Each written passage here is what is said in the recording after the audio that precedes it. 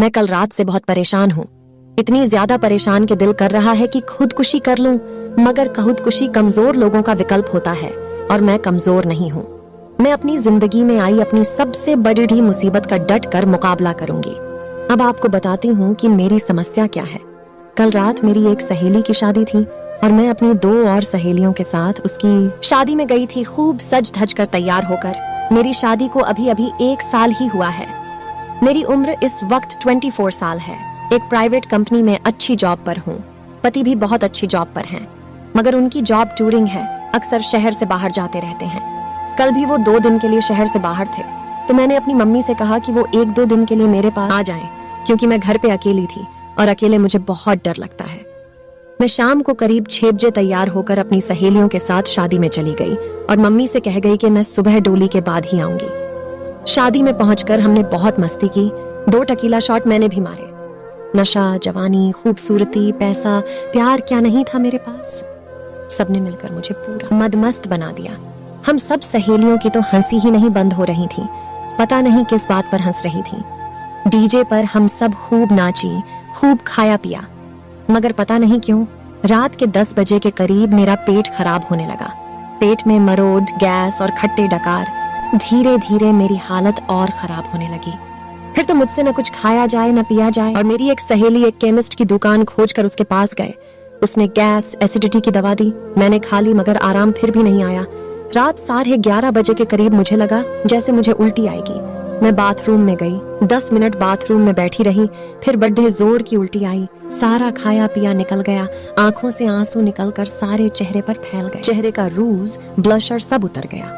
मैंने शीशे में अपना चेहरा देखा, बाल बिखरे हुए, सारे चेहरे पर पसीने और आंसुओं के दाग। मेरी एक सहेली जो बहुत ही बिंदास बोलती है, मुझे देखकर बोली, मैरी, तू तो ऐसे लग रही है जैसे किसी तुझे बड़ी तबीयत से ठोका हो, और वो भी पीछे से गांड में। मैं मुस्कुरा दी। अरे यार, यहाँ फटी पड़ेडी है और तुझे बातें बनानी आ रही हैं। मेरी तबीयत ठीक नहीं है, चल मुझे घर छोड़ दकर। मेरी तबीयत बिगड़ने से उसका भी मन नहीं लग रहा था, तो हम दोनों शादी से वापस आ गईं। उसने मुझे मेरी सोसाइटी के नीचे छोड़ा और चली गई। मैं लिफ्ट से ऊपर आई और अपने फ्लैट की डुप्लीकेट चाबी से दरवाजा खोला। अंदर गई तो देखा कि टेबल पर 2 गिलास, शराब की बोतल, पानी, सोडा, नमकीन, खाना, सिगरेट, सब कुछ बिखरा हुआ पड़ी रहा था।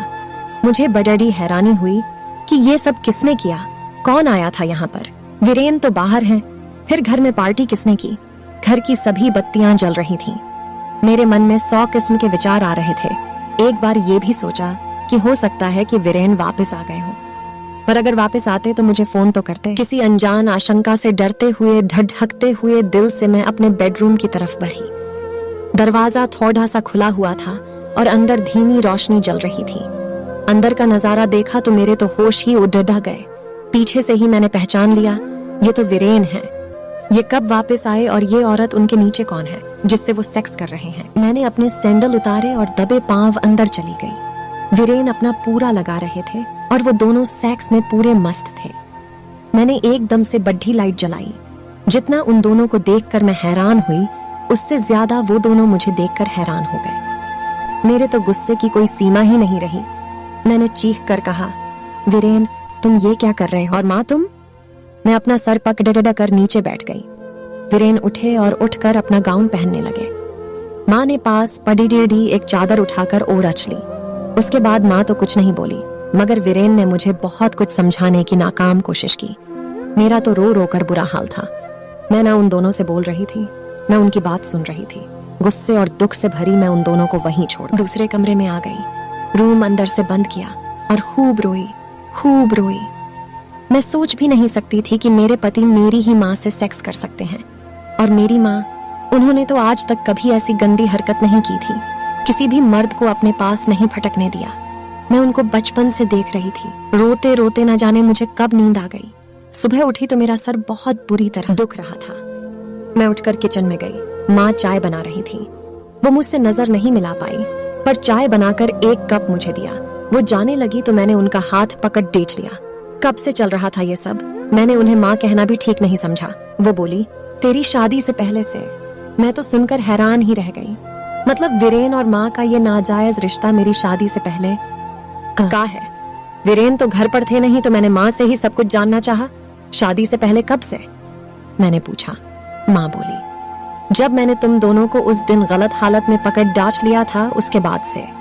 मेरे तो पांव के नीचे से जमीन ही निकल गई। मैं फिर फर्श पर ही बैठ गई और फिर से फूट फूट कर रोने लगी। माँ मुझे चुप करवाने लगी।